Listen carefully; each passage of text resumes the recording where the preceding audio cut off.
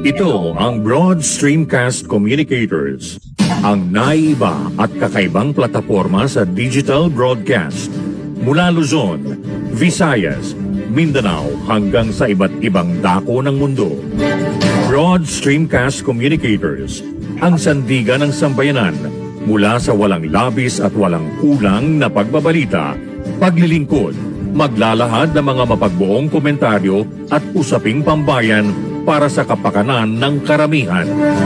Broad Streamcast Communicators, tuwirang maglilingkod ngayon hanggang sa susunod na henerasyon.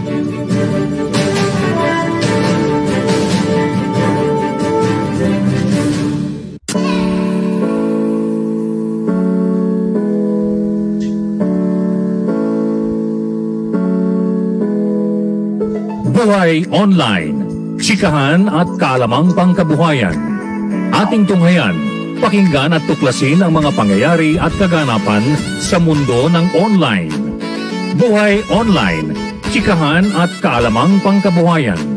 Alamin ang pinaka-latest trends mula sa trabaho at kung hanggang saan na ang narating ng teknolohiyang ito. At ngayon, narito na ang ating host, ang ating Techie Mami, si Jaye C. Bautista.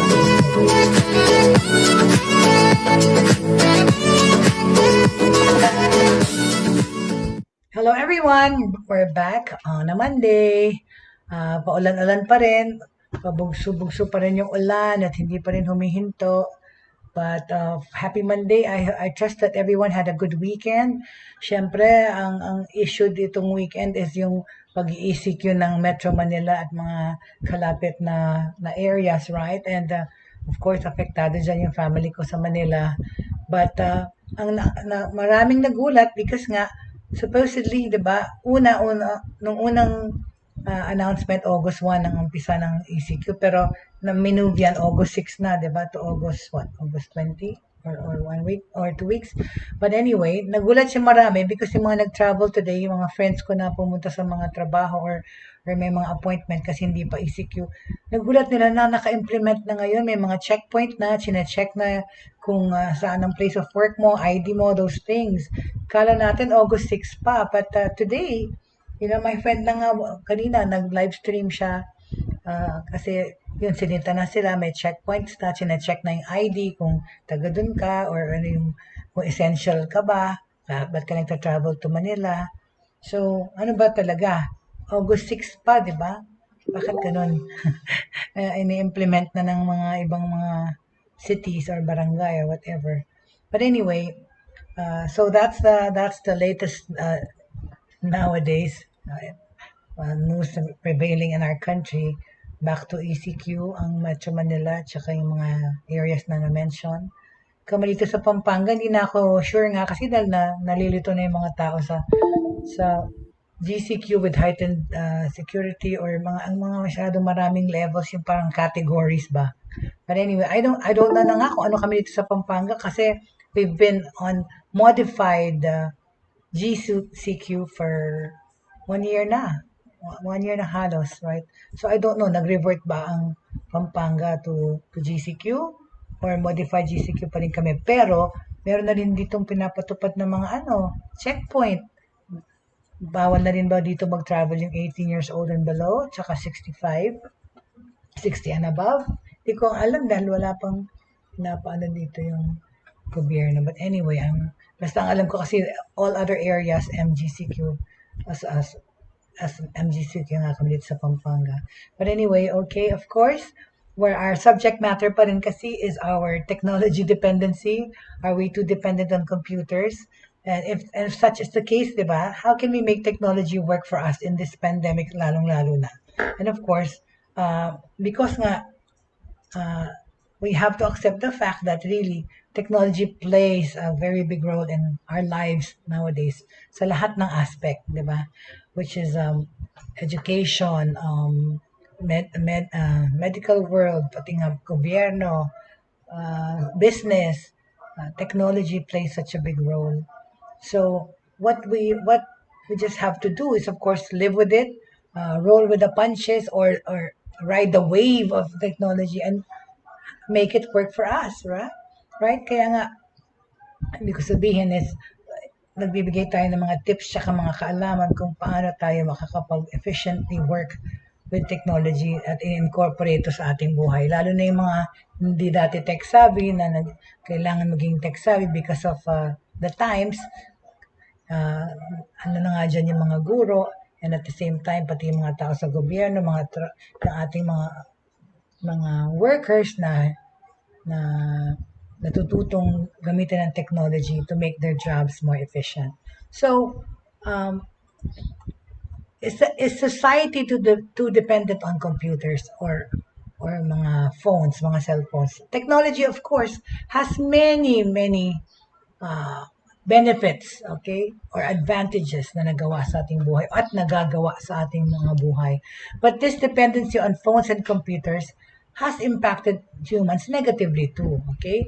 So we were talking about the good side, but sabi natin na we have to look at two sides of the coin, right? First and foremost, diba, it has led users to be completely engrossed in their devices. In fact, yun nga yung ano ko lang dun masyado talagang ang mga taong naging dependent or tutok sa kanilang mga gadgets. Diba, anong ginagawa natin? Pag gising natin sa umaga, tsaka diba, most of the time, yung mga telepono nasa tabi natin, natutulog, nandun yung telepono sa tabi. Tapos pag dilat ng mata mo, kuha mo kagad cellphone para tignan what? Kung ano yung latest post ng crush mo, or yung kaaway mo ba, ganyan, or of course, look at the news for social, for current events, or your job, check your email right away. Pero yun na nga, masyado tayong naging engrossed and entrapped sa paggamit ng ating mga gadgets that, yun na nga yung sinabi kong term to describe this is nomophobia. No mobile phone phobia, because these devices will become dependent. So yung na-coin na word na yan, nomophobia, is a term for a person that has actual fear of losing or being away from their phone or gadgets, right? Hello, I'd like to welcome whoever is watching to the show because hindi ko nakikita yung names. Tapos yung OBS ko, parang namatay dyan. Dito sa aking screen sa laptop ko. So I'm just monitoring through my cell phone right now. Hindi ko pa makita yung mga names dahil walang umaakyat na pangalan. Hello! Whoever gave that thumbs up, thank you and welcome to the show. So, according to research ng Thread Hunter, 66% na of the population suffers from nomophobia or fear of losing their cell phones. Diba? Pinag-usapan natin, what are the effects of technology? Diba? Anong nagawa nitong addiction sa technology para sa ating lahat? Well, even if we're not addicted, okay, technology can have an impact, so sinabi natin, on our mental, physical, and emotional health, tsaka well-being. From yung physical stuff na causing stiff neck, sa akin nga, yung pamamaga ng aking leg or knee, from sitting all day, sedentary life, yan, yung back, meron na nga akong herniated discs, yung sciatica, all those things can be brought about by technology because of the work that you do or the kind of life that you lead, okay? Kaya nga, stiff neck, di ba? Ano lang yan, those are some of the things. And if not used moderately talaga, technology can really harm us despite all its benefits. Ultimately, by making us too dependent on it. And like I said, diba, inamin ko naman, I'm guilty of the fact that I'm dependent on technology. I'm guilty of the fact that my livelihood relies on technology. I'm guilty of the fact that I cannot, right now, and honestly say to you, I cannot live without technology because it's my livelihood. Buhay online, it is me personified, Pero yun na nga, we have to know how to curtail that addiction or how to manage our time or how to know when to stop and say, teka muna, di ba? Huwag ka muna nakatutok masyado sa computer mo all day or naka-online ka all day, hindi ka na nagpapahinga, hindi ka na kumukurap sa kaka-research mo. So that has to be, and there has to be that way to take care of that impending problem, di ba? Kasi unahin na natin, 'di ba, kung ano ang mga naapektuhan, 'di ba? Sinabi natin ang technology has a big effect on entertainment, 'di ba? Doon sa simula ng 20th century, there were many ways that people could be entertained ng araw, which usually involved interacting with others without a device. Wala pa naman device noon. Between them, it's the human interaction of people. For instance, people could attend mga dances, mga soiree sa eskwela, live events, amusement park, pumunta dyan, manood ng sine, or simply play volleyball, or 'di ba, go to the beach, o kaya mag-badminton, mag-tennis with their friends from the neighborhood. At saka nung mga unang-unang panahon pa, yung mga naglalaro, wala na ngayon halos naglalaro ng mga street games like Pico or Shato ba, or ang tawag doon, patentero, nung araw pa yon. Pero from that, di ba, we've amounted to staring at cell phones or gadgets. At ang stiff neck mo nanggagaling sa kakatingin sa cellphone. Though we still do these activities for entertainment, it's much less so than before. The way we entertain ourselves these days has changed dramatically since phones, computers, and similar technologies have been interwoven sa mga buhay natin, di ba? Okay? Another fact, the type of entertainment we get from technology today is called or known as passive entertainment. Bakit? This could be anything from binge watching a show on Netflix, 'di ba? Nanood ka ng lahat ng seasons ng Good Doctor. Ako, yan ang pinanonood ko ngayon sa Netflix, Good Doctor.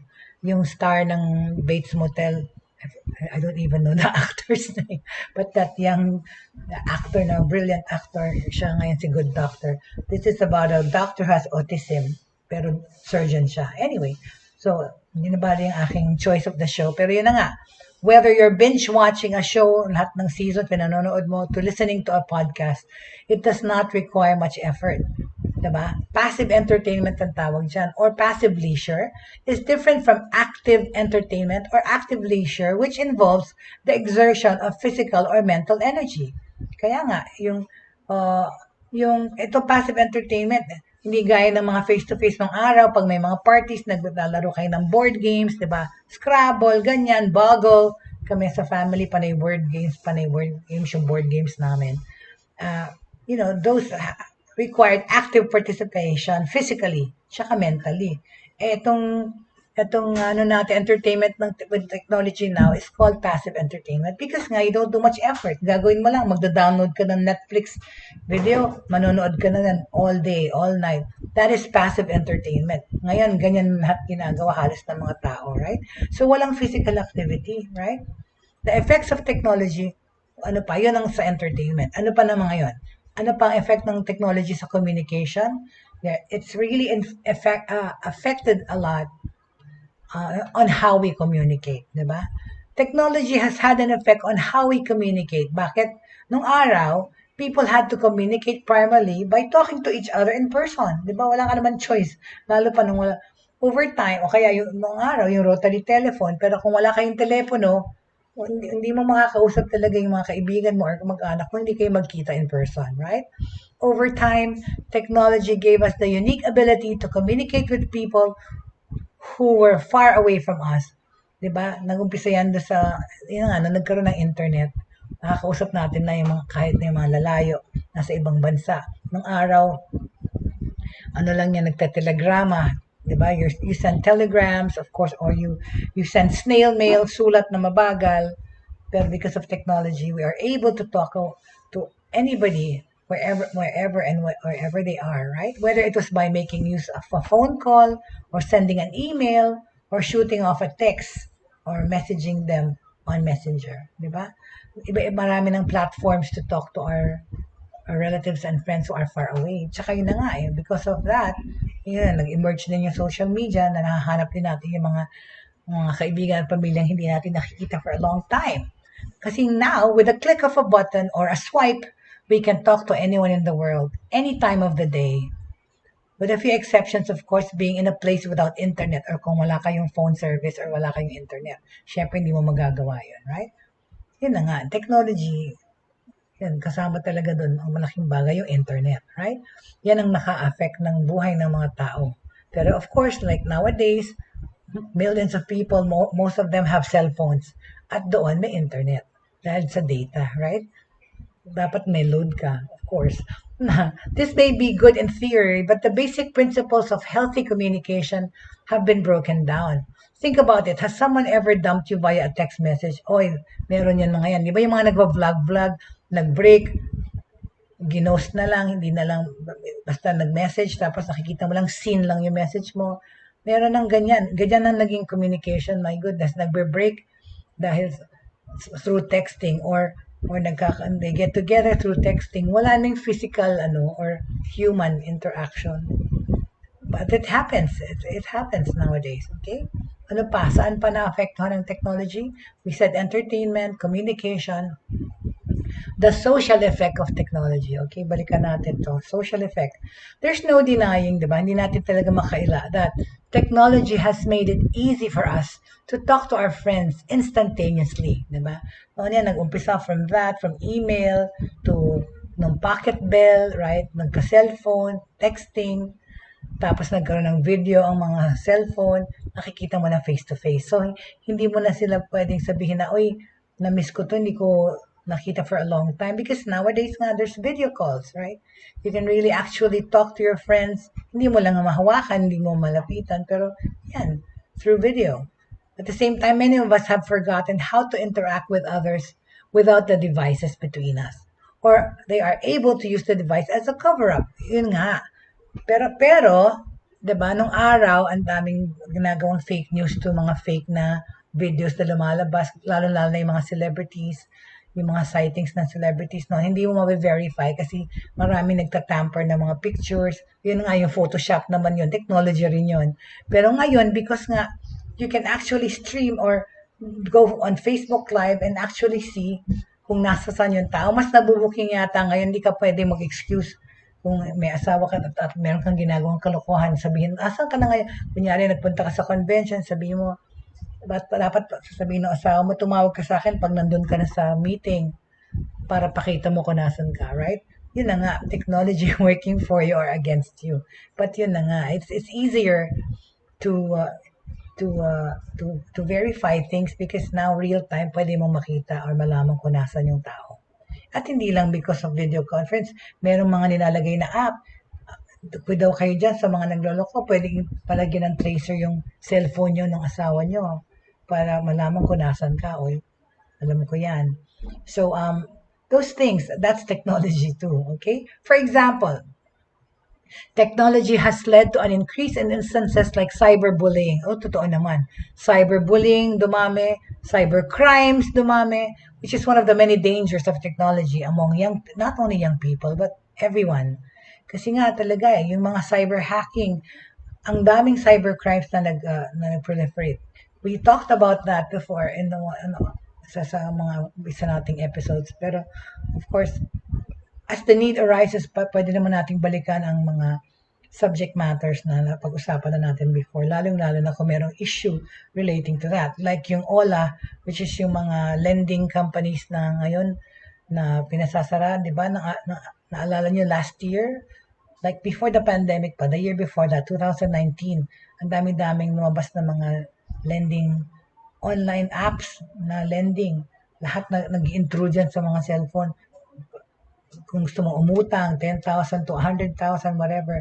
Tapos naman, the way naman that they collect is a form of harassment, 'di ba? Kaya nga nabanggit natin 'yan dito sa ating Sir Ben Paipon, tinulungan niya yung mga biktima. But una namin pinag-usapan yan ni Miss Faith sa isang episode ko before tungkol sa dun sa mga loan sharks na mga very, very unscrupulous, right? At saka yung the way that they are collecting is very, very harassment na talaga yan. So, anyway, we'll talk about that another time ulit. But then, yan ang isa sa mga effects ng technology socially because you're talking to people online. Some people you don't really know.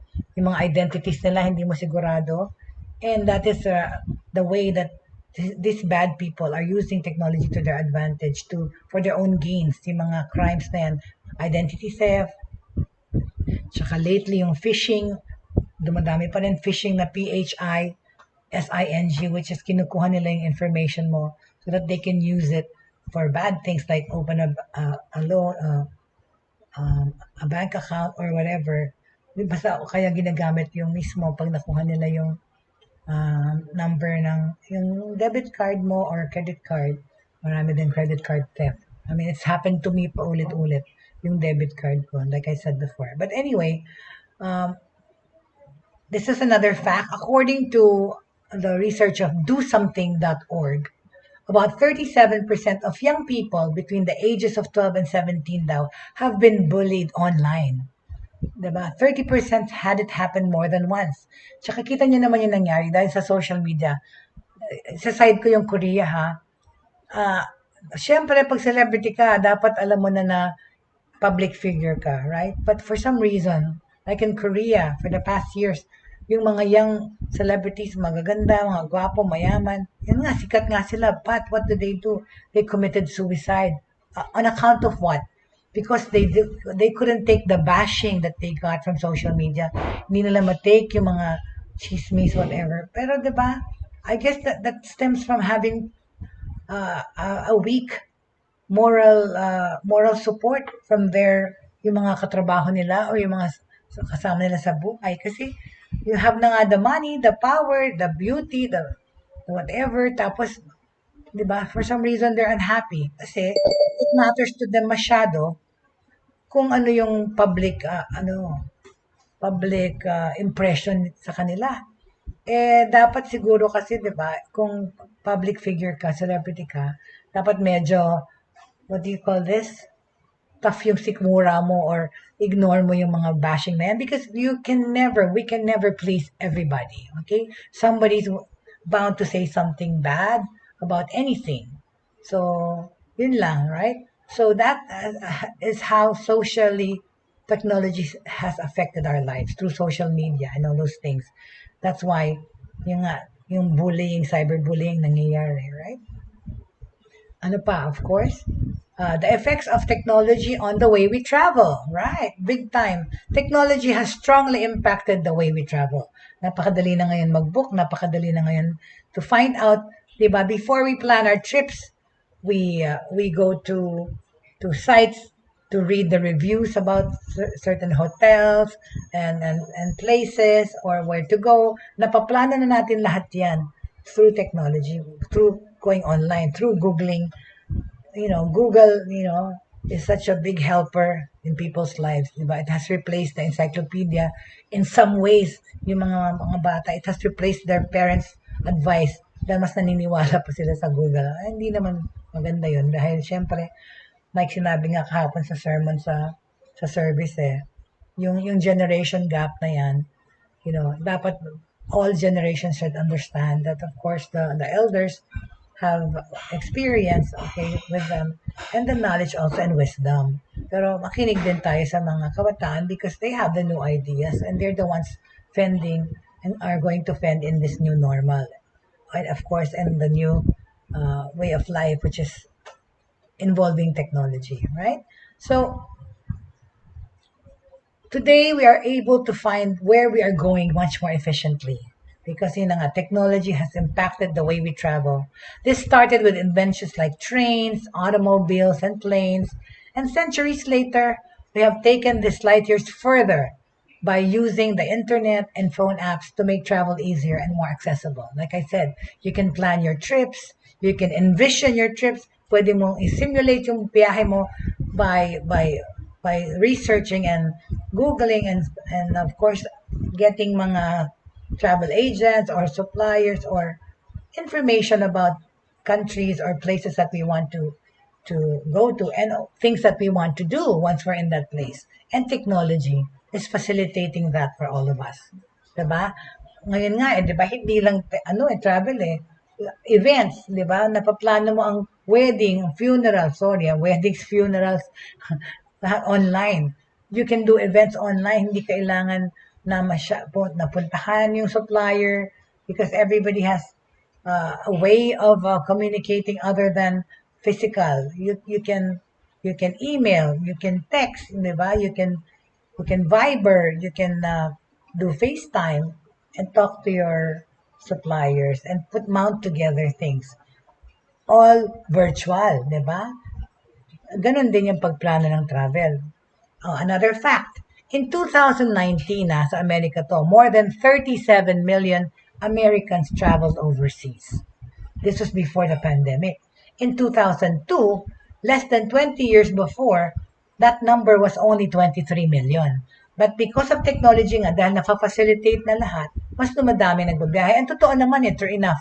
From the 2016, 17, 18, 19, more and more people are traveling. Sa Philippines alone, di ba? Pagka may long weekend, at hindi lang local biyahe na kaagad sa Hong Kong or sa mga nearby Asian countries because even before the pandemic, that's the reason why nga because of technology, nagmura pa yung travel, right?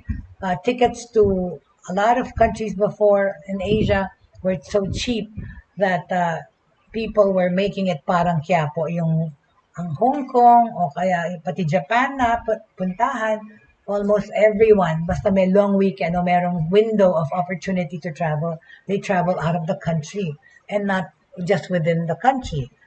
Which is a little bit sad because ako nga rin sinabi ko before the pandemic na ipaprojectin ko naman na mag-travel within the Philippines. 7,107 islands, just kung mamamatay na ang mga tao, hindi pa sila nakatravel sa even a third of the places of Philippines. And that is my wish naman this time na makapunta ako sa mga ibang lugar sa Pilipinas because I've traveled na to more than 24 countries and because I love traveling pero ipaprojectin ko yan na sa Philippines naman muna, right?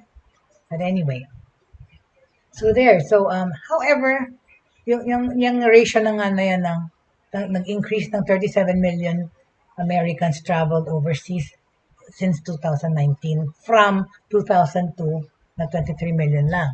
This has brought humans further away from our hunter-gatherer roots. Most of us would have a hard time surviving or even getting around in a foreign place without access to technology. O yun na nga, yun ang nangyayari dyan. Pag nakapunta ka sa isang lugar, laging, do you have Wi-Fi? Oh my God, walang signal or whatever. When you go to another country, you automatically have to buy a local SIM card so that you'll be able to, get in touch with your family back home or with each other kung may kasama ka doon or yung mga friends mo na nando doon sa country or place na pupuntahan mo. Alright? So, technology makes it easier for people to travel who otherwise wouldn't feel confident doing so. But there's no denying that it has made us even more dependent on technology again. Right? Talaga naman. Kasi pagdating mo dun sa country na yon, text mo na yung kamag-anak mo na susundo sa'yo or whatever. Diba? Kung wala kang local SIM, na nga, gagamitin mo yung local SIM mo and pay for the roaming charges, which is astronomical pagka kung more than kung for example, di ba there was parang 500 pesos a day dati yata yung offer ng Globe na internet na pwede mong gamitin pag nasa ibang bansa ka. Pero how funny yan. Nagkaroon kami ng issue dyan because pagdating ng bill, hindi naman 500 pesos a day. Parang more like 5,000 pesos a day yung na charge. But it was really, really bad, lalo na pag roaming. So, yan ang talagang dapat niyong tandaan. Pag pumunta kayo sa ibang country, palitan niyo ng local SIM. Don't use your local providers because ang mahal ng roaming charges. Alright? Of course, okay, so that's the effect of technology on travel. Now, what is the effect of technology on how we research, of course, right? It has pati yung mga gamit ng mga physical libraries sa mga eskwela na it has been replaced by just studying wherever they can study and then just Google na lang, di ba? Kaya sa pumunta sa library. Because nowadays, the study habits of students are talagang mobile. And pati yung mga oras ng pag-aaral. When I used to live in Katipunan in Manila, sa may Loyola Heights, which is the University Belt area sa Quezon City, kasi nandoon na ng UP, Ateneo, Marino, Miriam na pala. And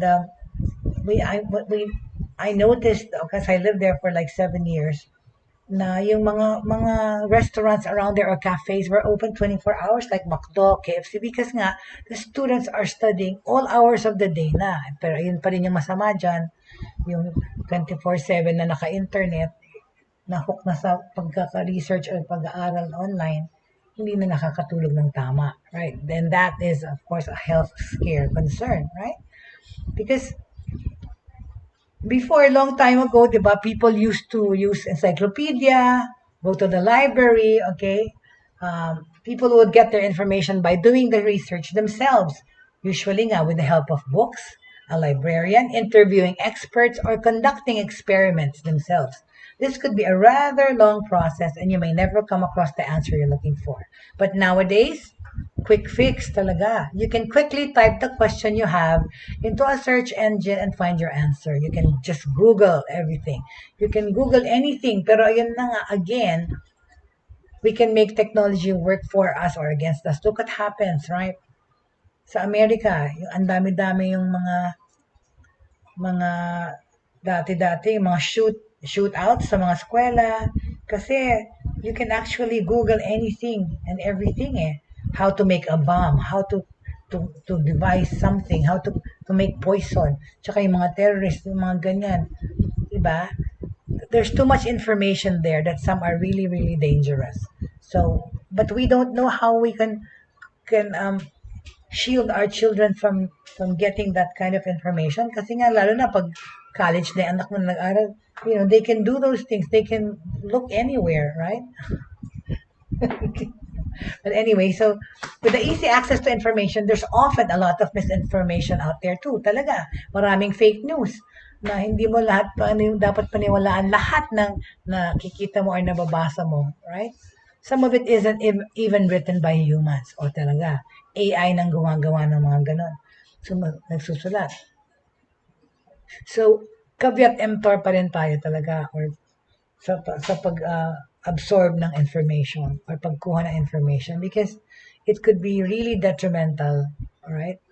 Kaya mahirap talaga. Kaya ngayon din, tungkol sa mga fake news, i-verify nyo muna. Like yung mga nakakuha nyong balita, bago nyo i-share, i-verify nyo kasi nakakaya. Fake news, diba? Another fact, according to writer Max Reed of New NY Magazine, less than 60% of web traffic is human. Some years, according to some researchers, a healthy majority of it is a bot. Ito naman, 'di ba? Marami din ngayon kahit sa Facebook pagka yung mga nagbebenta online, yung may mga business, tapos ang customer service nila mga bot na, mga AI na ang gamit diyan. Yung mga automatic sumasagot, mga templated or coined replies, hindi na humans, right? So 60% of web traffic is human lang. 'Di ba? And but through the years, siguro magdi-decrease. But anyway, let me show you something. Okay, let's see. Na gantong scenario ng buhay kung ang gamit ay puro technology, right? I'll just crop it. Sandali, ha? I'll just get this to show you that to just picture our lives in the future if it's not already happening now, right? Let me just do this.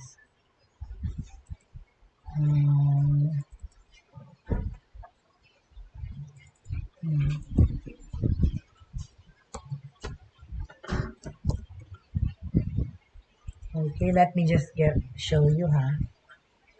Hold on.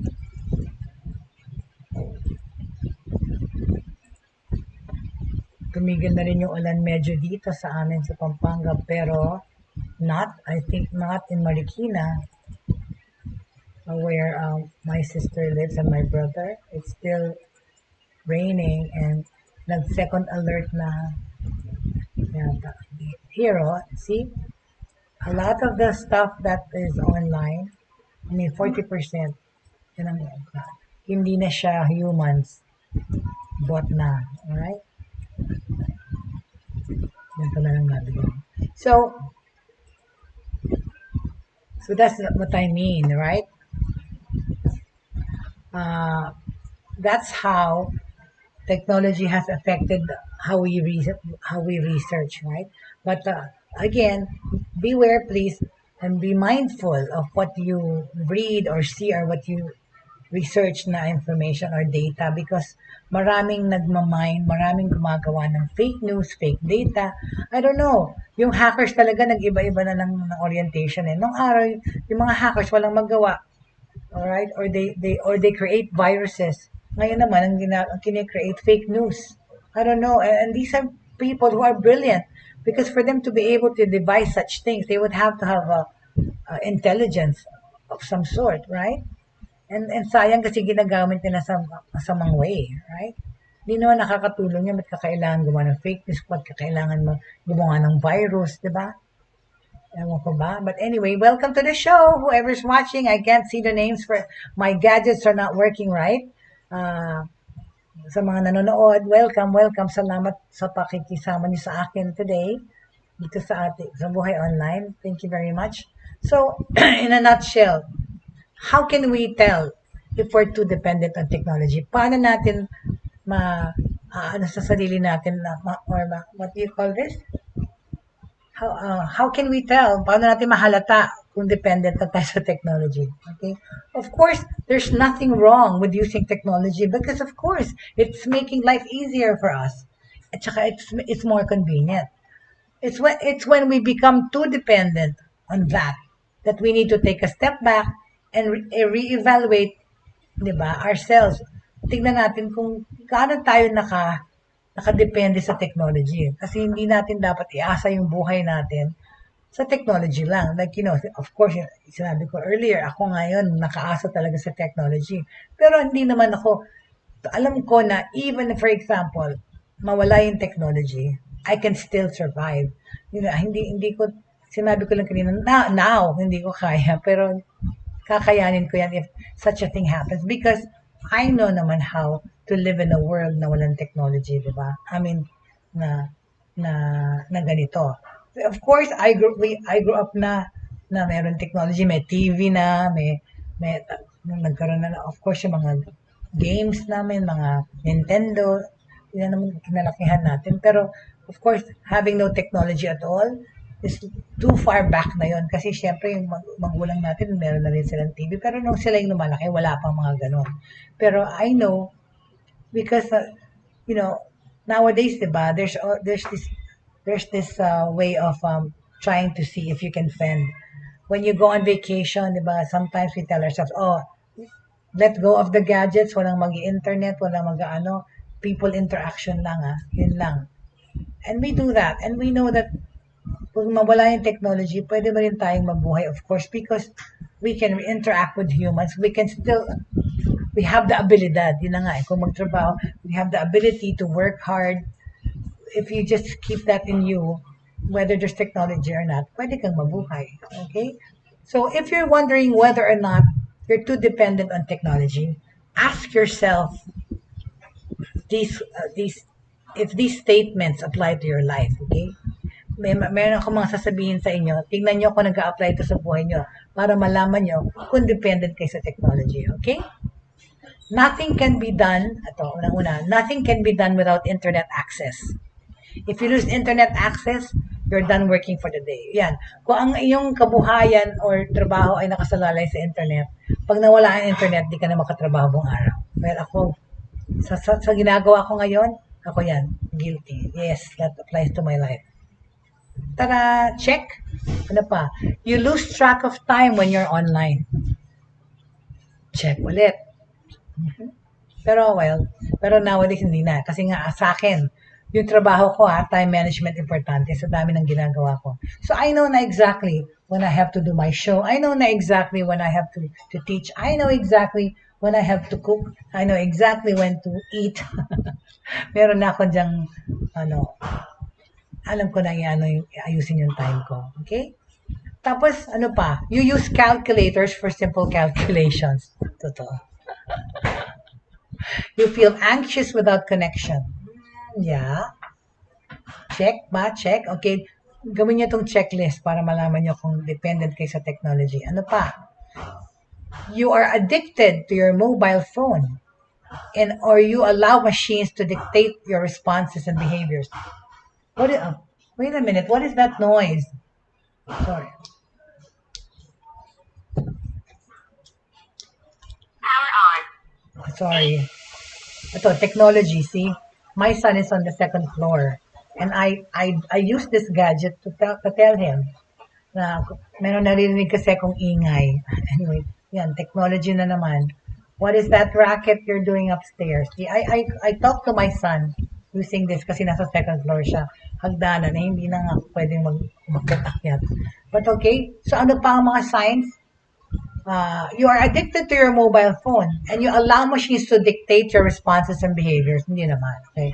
Yan ba? Pag yan ay ano, sign din yan na addicted ka sa technology. Ano pa? You feel buyer's remorse every time you buy. You feel buyer's remorse o nagagalit ka every time you buy a new device or or you obsess over the latest gadgets. O pag ganyan, sabi mga narinig ko may ingay. But anyway, yeah. Pag ganyan, dependent ka sa, di ba, nababother ka pag wala ka yung latest things na latest gadget, latest cellphone, latest anything. Okay? Tapos ano pa, you have a hard time disconnecting and focusing on the present. Di naman. You find you're not living in the present and often record moments instead of appreciating them. Hindi naman ako yan. Ano pa? You don't have phone numbers and or addresses memorized. Naku, totoo naman. Nowadays, wala na. Sarili mo ang cellphone number, hindi mo alam minsan eh. Di ba, no, baby? Tapos, you find it difficult to sleep. Oops! Ako naman, yan naman ang, that is already me. That is my life. That is Jaye Bautista. I really don't really sleep much. I only sleep 3 to 4 hours a day. Alright? So, hindi yan dahil sa technology. Ganyan na ako ever since. Okay? Ano pa? You don't go out enough. Socialization takes place on your phone. Ala. Anak ko yan. Ano pa? You haven't been creative in a while. Oh, that's not me. Because my life depends on my creativity, my work. So that's not me at all. You're not able to have important and serious conversations in person. No. Okay, ano pa?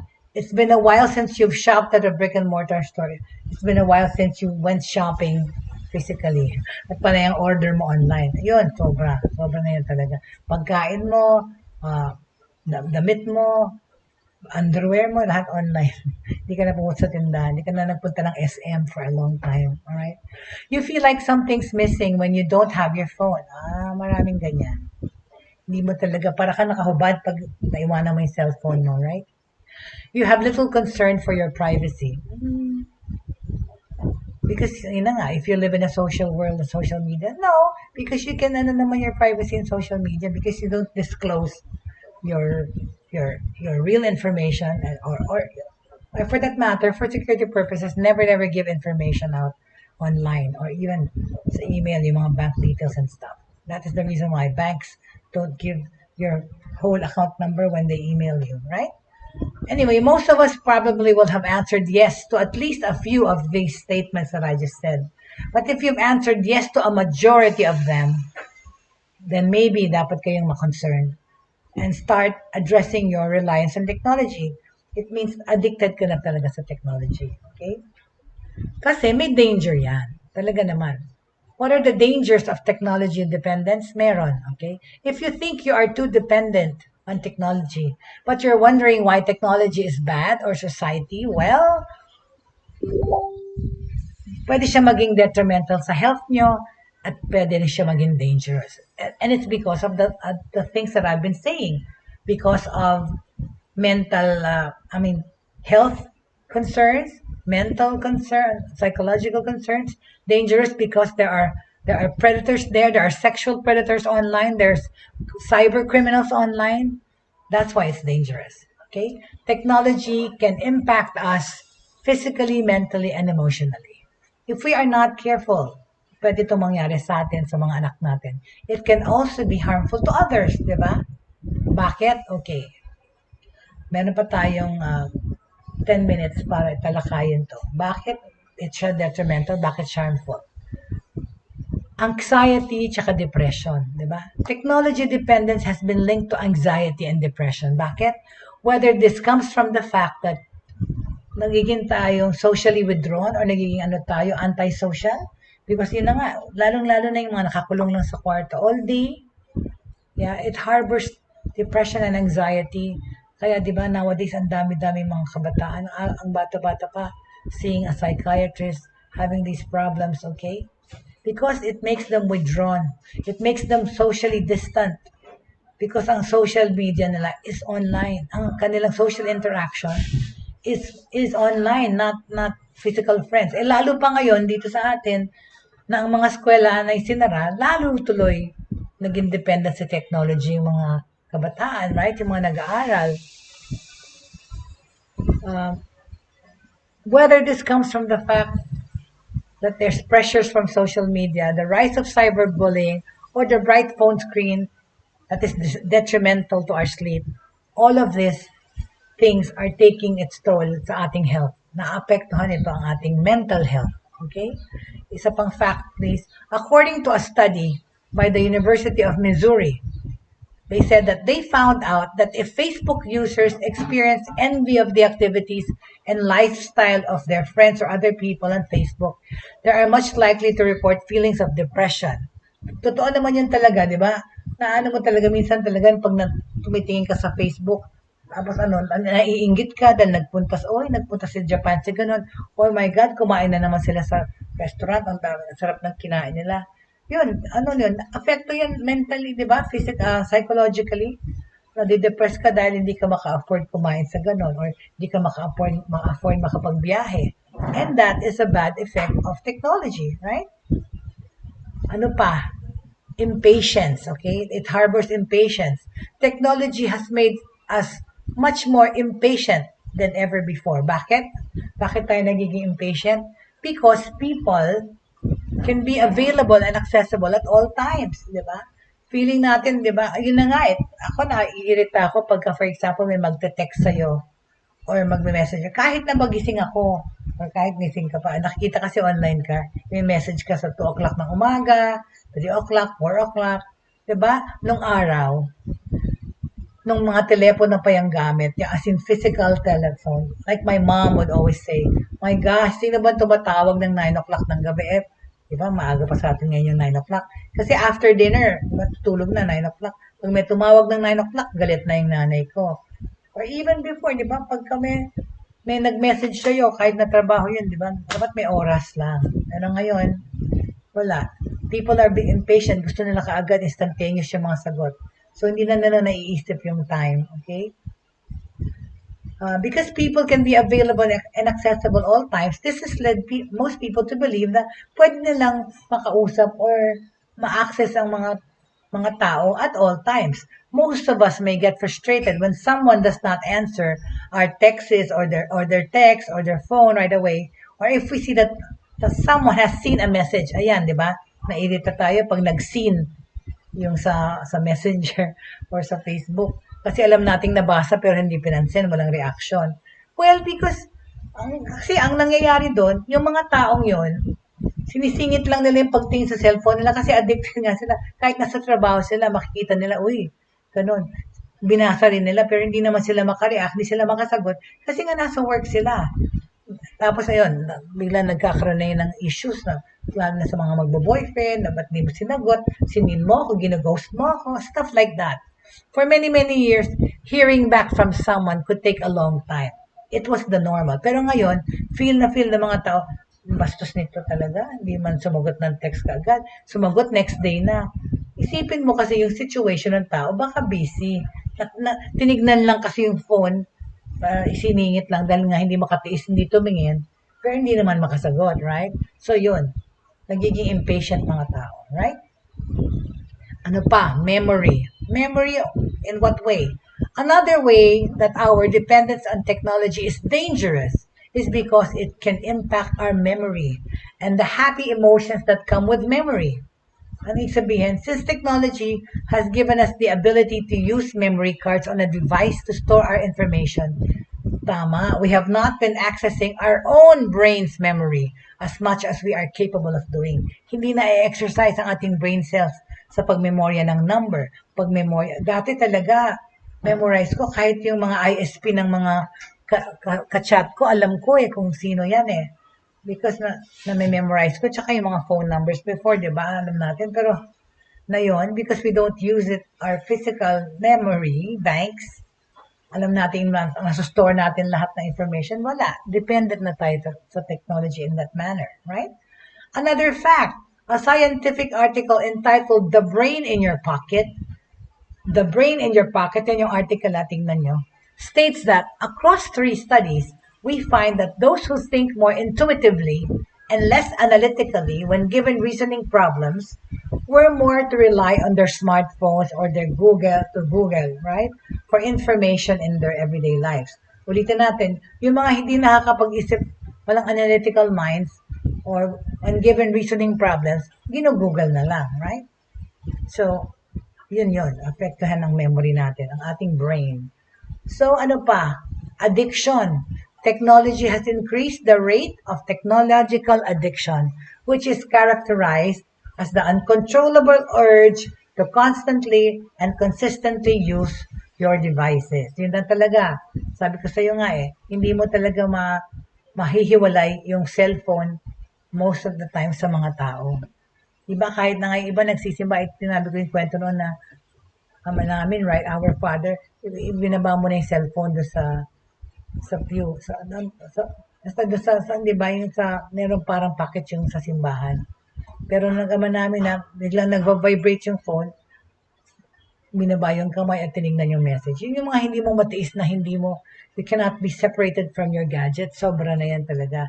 Kaya nga, kagaya nung nangyayari na yan, ng mga nasisin-sin ka ng message. Kasi, baka yung asawa mo or boyfriend mo, nagtatrabaho, bawal, may natapos na deadline, pero hindi makatiis, hindi i-check yung message mo, binasa lang niya, pero hindi siya makasagot. Kasi yan, dumating yung boss niya, o nasa tabi niya, bilang nagmo-monitor. But anyway, so those are how it's affected. So, technology has increased also the rate of technological addiction, which is nga hindi tayo mahiwalay sa devices natin, apps and platforms that come with these technological devices. Technological addiction is more common among teenagers, but children and adults are seeing the effects as well. Totoo naman. Another fact, according to the Hazelden Betty Ford Foundation, researchers have found evidence that people who overuse technology may develop similar brain chemistry and neural patterning to those who are addicted to substances. O in other words, in layman's terms, yung addiction sa alak, sa drugs, ay pareho rin halos ng pagka-addict sa technology. Gets nyo, di ba? And I think there's a lot of truth in that, right? This can cause or worsen anxiety, depression, and even play a role in suicide in extreme cases. Totoo naman. And it's been seen, right? Like yung mention ko kanina na nagsusuicide dahil sa social media bashing. Yung mga Korean pop stars, yung mga bata pa 27, 28, 29 years old, nagpapakamatay dahil hindi nila matake yung mga pangbabash sa kanila. Those things. So it can really be detrimental and dangerous. Okay? So, last thing na muna na i-address ko before we go kasi almost time to say goodbye. It is yung skill replacement. Ito na, Diyos ko.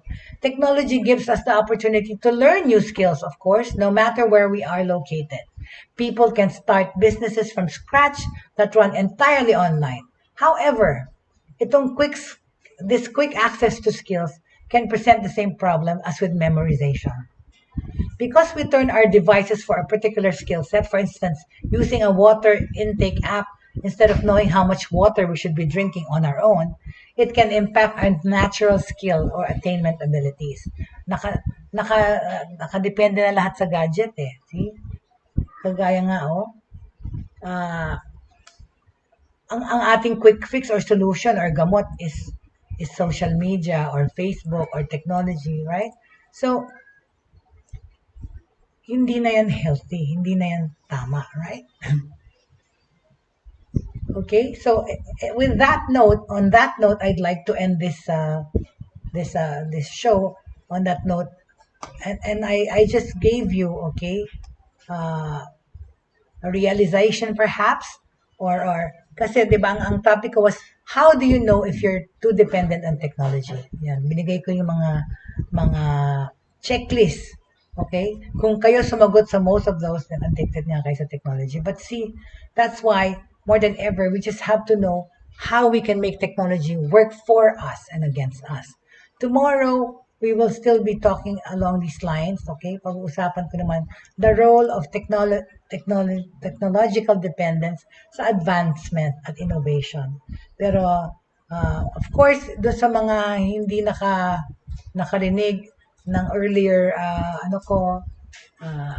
talk ko, of course, you can always go back to our YouTube channel, the Broad Streamcast Communicators YouTube channel, where we are already in.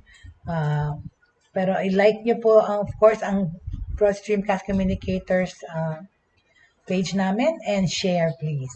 So, pwede nyo balikan doon ang mga old episodes namin to talk about and our old topics so that you can update yourselves, okay, for those who missed these online live stream episodes.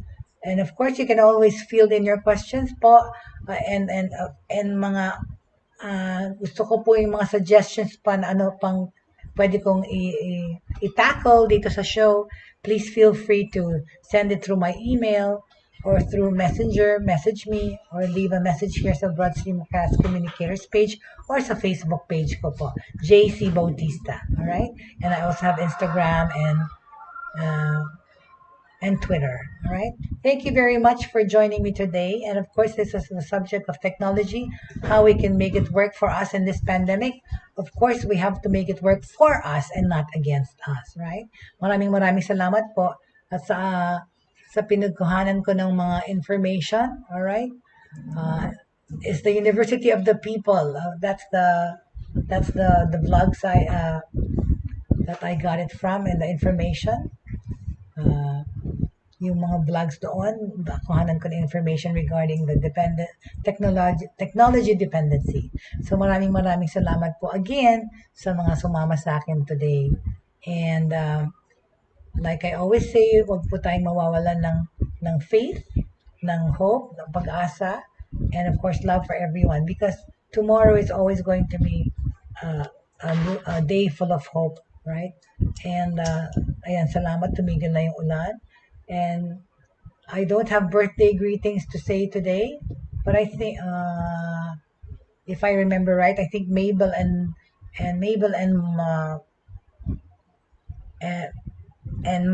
Marlene Kim po, happy birthday to you guys, right? Mga August to mga August, right? And of course my Ate Chiki, but that's next week pa. I can always greet them sa araw na yon. But anyway, it's already August 2 na tayo, right? Natulog lang tayo, August na ulit, parang wala na, ubos na yung taon. We're more than half of the year is gone. And we're just really trying to live this new normal. So magkita-kita tayo po ulit tomorrow para pag-usapan yung effects ng technology naman sa innovation at advancement natin. Right? And makakatulong pa rin yan, of course, how we live our lives and how we work and how we study. Babalik po tayo bukas to talk about those things. So maraming salamat po. Antabayanan niyo po yung susunod na show, ang Ratsyada with Double J, please. Susunod dito. Of course, thank you very much, and please support and tangkilikin ang lahat po ng shows namin dito. We start our shows very early, like 7:30 in the morning till midnight, okay? And of course, nasa YouTube na rin po kamo. Thank you very much and have a good day. Happy Monday, everyone. And God bless all. Thank you.